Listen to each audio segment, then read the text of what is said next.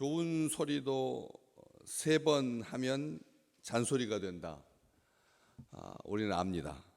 여기 점치는 귀신 들린 여종 하나를 만났다. 기도하러 가는 곳 가다가 만났는데 그 주인들에게 큰 이익을 주는 자, 한 영혼, 한 여종 하나, 노예, 점치는 귀신 들린.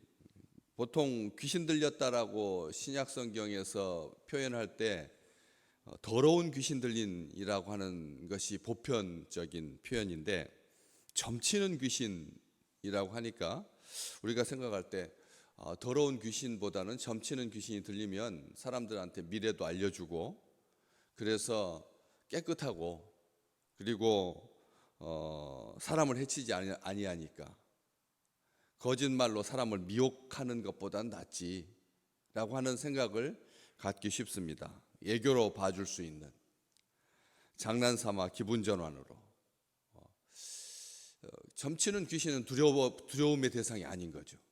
점치는 귀신이 그 사람의 속 마음을 이렇게 꿰뚫어 보고 우리의 정신 상태를 분석해 주고 뭐 이렇게 하면 우리는 좀 속 사람이 들킨 것 같아서, 그래서 발가벗은 모습으로 그 사람한테 서서, 그래서 이제 두려운 게 있지만, 그래도 더러운 귀신 들린 사람처럼 막 소리 지르고 발가벗고 있고 무덤 사이에 거하고 또 자기 몸을 해하고 하는 것보다는 비교적 양호한, 이왕 귀신 들릴 거면 점치는 귀신 들리는 게 더 나을 것처럼 보이는. 그래서 그리스도인들이 이 점치는 귀신에 대해서, 기독교 무당에 대해서 그렇게 막 괴로워하거나 힘들어하지 않습니다. 기독교 무당에 대해서 그분은 이렇게 말합니다. 그런 사람도 있다. 신기가 있어서 그 정도 하는 것에 대해서 이렇게 조금 인정해 주는. 그래서 목회자 중에서, 목사님 중에서 그렇게 자기가 하도 목회가 안 되니까 점치는 귀신을 찾아가서, 점쟁이를 찾아가서 점을 봤답니다. 그랬더니 점 봤더니 그 점쟁이가 뭐 하려고 여기 왔냐고, 목회나 열심히 하라고. 그래서 그 소리 듣고 영적인 세계가 있네 진짜로. 그래가지고 목회를 열심히 했다는 그런 말을 들은 적이 있거든요. 그러니까 목회자들도 이게 우리가 생각할 때 성직자이고 목회자니까 다 하나님 말씀대로 이루어질 줄 믿고 그렇게 목회 잘하는 것 같아도, 목회가 안 되면 이게 내가 지금 제대로 잘 믿고 있는 건가? 하나님의 영적인 세계가 있나? 해서 시험 삼아서 점쟁이를 찾아간다는 거죠. 저는 그렇게 무당을 만나가지고 내가 내 정체성을 확인받을 만큼 그렇게 미련하고 약하고 완악한 거거든요. 부모님한테 사랑을 받고 있는 자녀가 나를 진짜 날 낳았냐고 그렇게 말하면 진짜 우리 부모냐고 따지기 시작하는 그것은 관계가 벌써 위기에 있다라고 하는 거거든요. 그래서 굳이 점쟁이 찾아가가지고 영적인 세계가 있다라고 하는 것을 확인하기 위해서 점쟁이를 찾아가는 거, 그건 어리석은 일이잖아요. 나쁜 짓이고요. 그렇기 때문에 우리가 생각하는 것처럼 점치는 귀신 들리는 것 정도는 애교로 봐줄 수 있다. 이렇게 또 장난 삼아서 그렇죠, 그럴 수 있다. 이런 식으로. 여러분, 제가 말씀드렸지만 복권 사서는 안 된다. 복권 사는 행위는 하나님 앞에, 우리의 인생을 책임져 주시는 하나님 앞에 하나님을 모독하는 거니까. 이건 장난삼아 어렸을 때 이런 한두 번이고 끝나야지, 그것을 마치 투자하듯이 그렇게 꼬박꼬박 그렇게 해서는 안 된다니. 그 하나님을 도전하는 거고 하나님께서 하지 말라고 하시는 일인데, 여기 신명기 13장에 보면 어저께도 말씀드렸지만 9종류, 신접한 자부터 시작해서 진언자, 초혼자, 박수, 무당, 기륭을 점치는 자, 이 하나님께서 뭐라고 하셨습니까? 멀리하라. 이 멀리하라고 하는 말이 우리가 생각하는 것처럼 가까이 하지 마, 그냥 그들 그런 존재를 인정해주고 그런 개념이 아닙니다. 신명기 13장에는 보면 죽이라고 했습니다. 죽이라고. 왜냐하면 애굽 땅에서 인도하여 낸 종되었던 집에서 속량하신 하나님 여호와를 배반하게 하기 때문에, 하나님을 배반하게 한다는, 우리가 점 보는 것이 어떻게 왜 하나님을 배반하나, 우리 사업이 잘 될까 못 될까, 언제 결혼해야 되나, 주식 투자는 어디다 해야 되나 하니까 우리가 생각할 때 우리의 삶에 좀 이 편의를 위해서, 좀 유익을 위해서 참고하는 거지, 하나님을 도전하고 하나님께 배반하고 하나님을 원망하고 하기 위해서 점치는 거 아닌데, 이런 생각을 갖기 쉽다는데 성경은 분명히 말합니다. 하나님을 배반하게 하고 너에게 행하라고 명령하신 도에서 너를 꿰어내게 된다는 거예요. 하나님의 말씀에서, 하나님께서 우리에게 행하라고 하신 그 말씀에서 멀어지게 만들고, 그리고 꿰어낸다. 그렇기 때문에 죽여라. 점치는 자들은 수치를 당할 것이다. 우리 주님께서 하신 말씀입니다. 점치는 자는 수치를 당할 것이고, 거역하는 죄, 하나님을 거역하는 죄가 무슨 죄에 비견되느냐면 점치는 죄와 같다고. 이게 하나님을 거역하는 게 죄 중에서 점치는 죄와 같은 거다, 이렇게 동일시하고 있거든요. 그렇기 때문에 우리는 여기 보면 점으로 그 주인들에게 큰 이익을 주는 자라, 그 한 여종이, 점치는 귀신 들린 여종이 무슨 일을 했느냐면 그 점을 쳐주면서 큰 이익을 주인들에게 줬다는 거죠. 여기서 이제 단서가 있는 건데, 그 여종에게는 주인들이 있었던 거예요. 다시 말하면 여러 사람이 돈 모아가지고 용하다라고 하는 여자 노예, 점을 치는 귀신 들린 여자 노예를 사서, 그래가지고 그걸 부려서, 그래서 돈을 번 겁니다. 정말 이게 무슨 뜻이냐면, 한 영혼을 돈벌이 수단으로, 노예로 잡혀온 여자인데 점치는 귀신이 들렸으면 여러분 어떻게 대우해야 됩니까? 어떻게 돼야 됩니까? 이번에 아이들까지 다 해가지고 어디다 닭장에다가 짐승 그 우리에다가 집어 넣어가지고, 이제 우리 하마스 대원들이 한 명씩 죽으면 한 명씩 처단하겠다. 이런, 정말 인간이 어떤 빌미가 되었든 이게 왜 이런 일이 발생했느냐?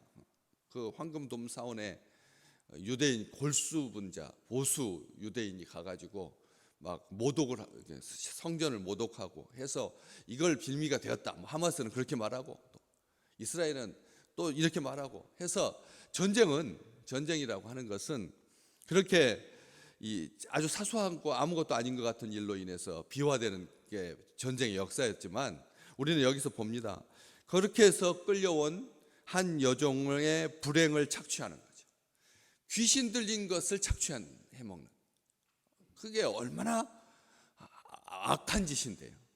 귀신 들려서 그것을 이용해 귀신이 나가게 하는 게 아니라, 귀신으로부터 자유케 하는 것이 아니라, 이 여자는 주인들의 도구로 사용되고 있습니다. 물건 취급받고 있습니다. 인격도 삶도 자유도 없습니다.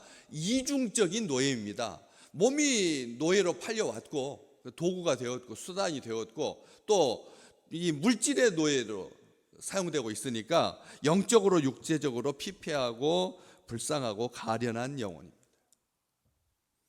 그런데 이 여인이 이제 고침받게 되는, 그가 17절 말씀에 바울과 우리를 따라와서 소리를 질렀다는 거예요. 점치는 귀신 들리면 조용히 앉아서 점 보는 게 아니라, 이 점치는 귀신이 들려가지고 뱀신, 그리고 용신, 아폴로 신에게 죽임당한 신, 허접한 그런 귀신의 모양을 띠고 있어서 사람들한테 싹 관심을 유발시켜가지고 점을 봐주는 것처럼 하면서, 이게 돈벌이 수단이 되었었는데, 큰 소리로 뭐라고 질냐면, 이 사람들은 지극히 높은 하나님의 종으로서 구원의 길을 너희에게 전하는 자다. 여러분, 이런 평가를 받을 수 있는 인생이라면 정말 얼마나 온전한 인생입니까? 우리를 보고 지극히 높은 하나님의 종이다.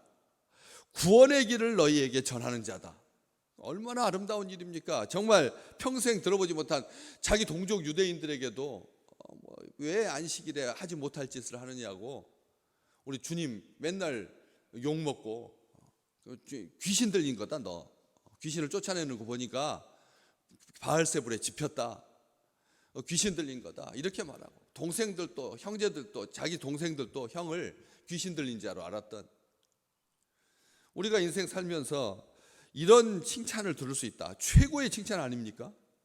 하나님께 영광이 되고 기분 좋은 지극히 높으신 하나님, 지극히 높으신 하나님, 하나님께 영광이 되고 귀신 들린 귀신도 인정해주는 복음 전파에 도움이 되는 그냥 자기들이 바울 일행이 홍보하지 않아도 귀신 들린 말이 이 여종의 귀신 점치는 귀신 들린 여종이 하는 말은 사람들한테 이게 기준이 되고 움직이는 표대가 되고 그런 사람한테 이 홍보를 받는 거니까 정말 최고잖아요.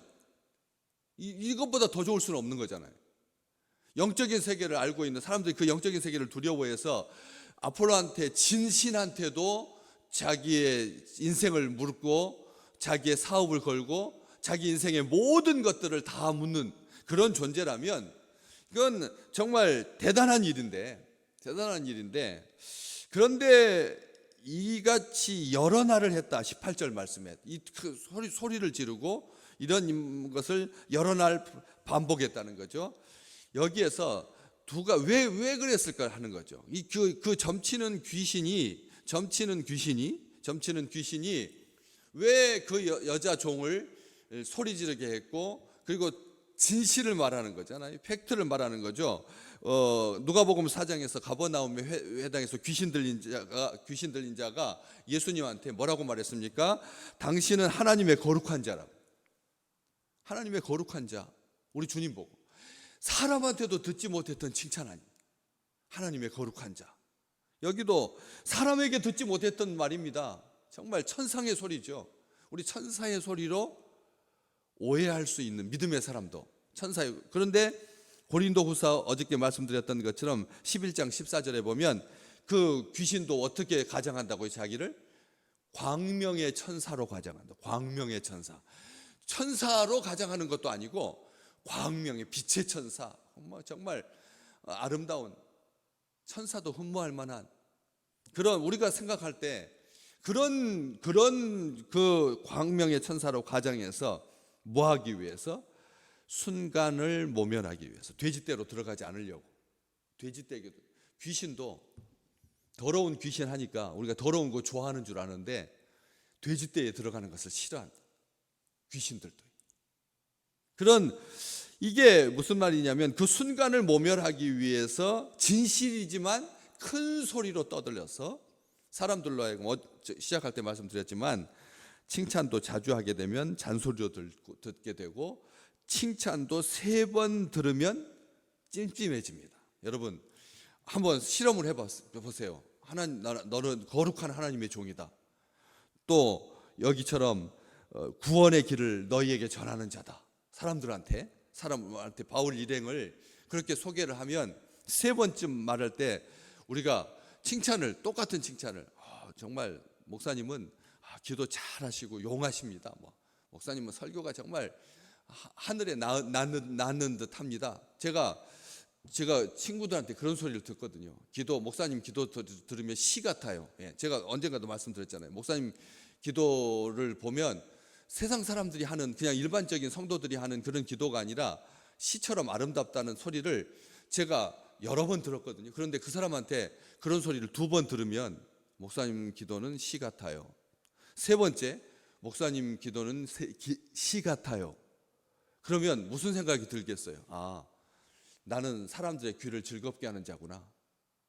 사람들의 마음을 즐겁게 하는 기도라고 하는 게 절대 그렇지 않거든요.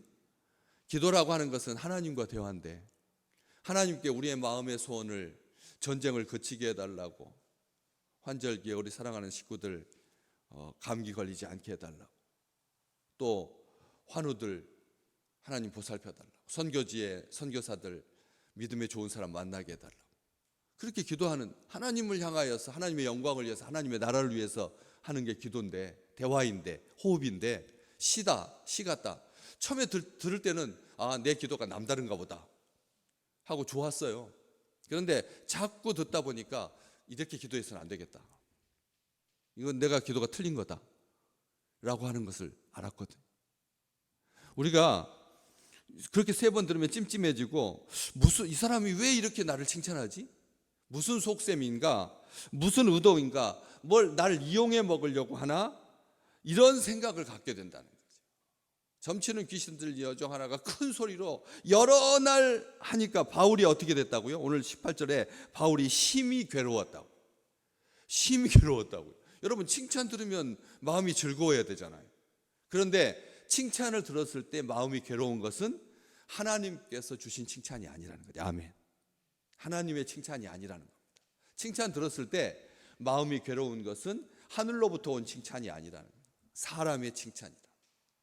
귀신의 칭찬이다. 무슨 뜻입니까? 사탄이, 마귀가 예수님을 데리고 가서 시험할 때 네가 만일 하나님의 아들이어든, 정말 그런 그 칭찬, 그 칭찬인 것 같은데 그게 저주고, 그게 시험이고, 그게 미끼고, 그게 유혹이고, 그게 덫이었다잖아요. 그렇잖아요. 그런 겁니다. 다시 말하면 마음에도 없는 미사여구라. 마음에도 없는 미사여구, 진심이 없는, 영혼이 없는 언어 유희에 불과하다는 거죠. 그러니까 바울이 심히 괴로워. 그래서 돌이켜 그 귀신에게 말하기를 예수 그리스도의 이름으로 내가 내게 명하노니 그에게서 나오라 하니까 어떻게 됩니까? 귀신이 즉시 나왔다. 귀신이 즉시 나왔다.